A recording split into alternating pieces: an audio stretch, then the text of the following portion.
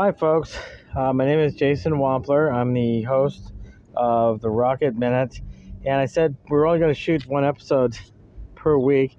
Well, this week is an exception. I wanted to show you some things I did. I modified the table, the main table inside the vehicle, and I cut it up. I still got to do some more work to it. And I, of course, modified the toolboxes. And these have been fastened to the surface of the table. And I want to show you what I did. Let me move this out of the way. I had to actually cut a hole. I don't know if you can see that detail right there. I cut a hole in the frame of the vehicle to move the table closer to the wall. And the reason I did this is so that I can move the table closer towards the passenger side of the vehicle. And look at all that space I've opened up. And of course, kept the front or fascia part of the table intact. And I've moved the black hand toolboxes to the top of the table. So I've freed up the bottom. Of course, we got this cord that's still in the way. I'm debating what I'm going to do as to where I'm going to move the inverter. The 750 watt inverter. I may end up putting two inverters on this vehicle. One for me working outside of the vehicle, past the tailgate, the back of the vehicle when it's really sunshiny, and I just want to be outside. And then maybe moving this one closer to the front because it runs the stereo and charging equipment. You can see the cord that leads to the USB chargers. So, but of course I have to have money for that. What I'd like to do is replace the 750 watt with something that's a little larger, probably at the 1000 watt, so that I have a little bit more oomph for the heat gun that I use for electrical and for building tools and complex electrical units, control units, launch control units, etc., etc. So I replaced that 750 with a 1000. And then I'm going to use this 750 watt. I'll move it up to the front. I'll use it for charging the phone and the tablet.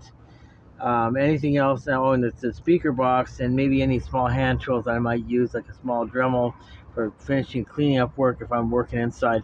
Next week is supposed to be raining most of all week through Friday, so you're going to be seeing me. I'm going to be seeing myself working in this vehicle a lot inside. This is the outside perspective. It's my 99 Toyota Sienna. In the process of restoring it, I'm replacing parts on it. This is a fun vehicle, by the way. It's not the most well-engineered vehicle.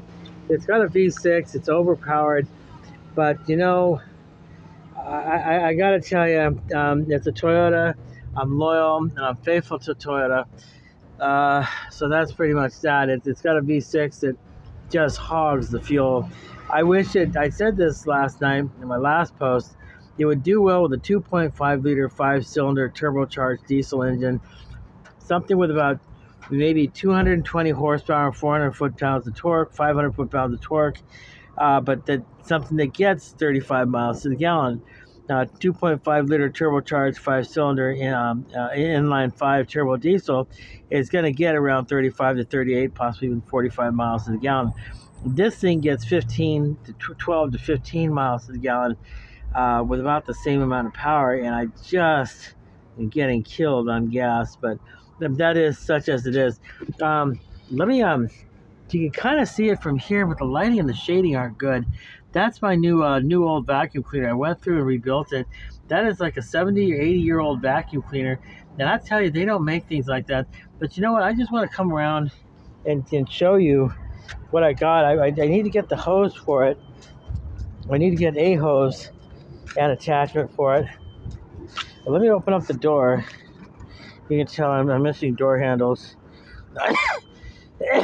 As mentioned, I'm in the process of restoring this vehicle, and in process means I don't have the budget to buy all the parts it needs right now, but I'll get there. That's the second thing I don't like about this car. Back AC unit is underneath the passenger seat, and it's very, very cumbersome to get around. It's a very, very poor design. I kind of suspect this vehicle was designed in haste. I think the entire engineering and manufacturing industry, anything that's manufactured these days, manufacturers they're in too much of a hurry anymore to design and build anything, and nobody wants to take risks on new ideas. I've said this before, the whole world is just keyed up and just moving too quickly right now for my taste. This is it. It's a WIT. It's 80 years old. There's the intake right there, and you can see the top of the motor right there. This motor was a pain in the butt. They made designs, they put pieces and outcroppings on it to make it very difficult to rebuild. I cut those off. I made the modifications. I installed a new cord and cable end, but of course the suction end needs a hose. That's a tension fit. Well, this is the on-off switch. I mean, I just love this thing. It stands on its own. It does not fall off. And look at this. I'll take the top off. It's cavernous. We'll look at the bottom side. And the other thing I need for this, I need a filter sock or some type of filtration sock to just kind of go over this, because this is the intake right here, and you don't want to be sucking crap up through here and blowing and discharging out the top. This was not a bad unit to rebuild, but being that it's mostly American technology, American engineers, and not necessarily the sharpest tools in the shed. But look at that, my phone's doing it again. Okay, so my phone's kind of wigging out. I don't know what's going on, but I'm going to call it at this point. This table serves as administrative. I'll put my stuff here. My phone's wigging out. I just kind of get the feeling that sometimes I shouldn't be doing these videos anymore, but it feels like the cosmos, that the whole universe is against me right now. Okay, so this has been a very short episode of the Rocket Minute with your host, Jason Wampler. Hit the like, hit the subscribe, leave a comment. And nobody's doing that yet. It's been almost 5 years. One of these days, I'll get a hit. All right, talk to you later. Bye-bye.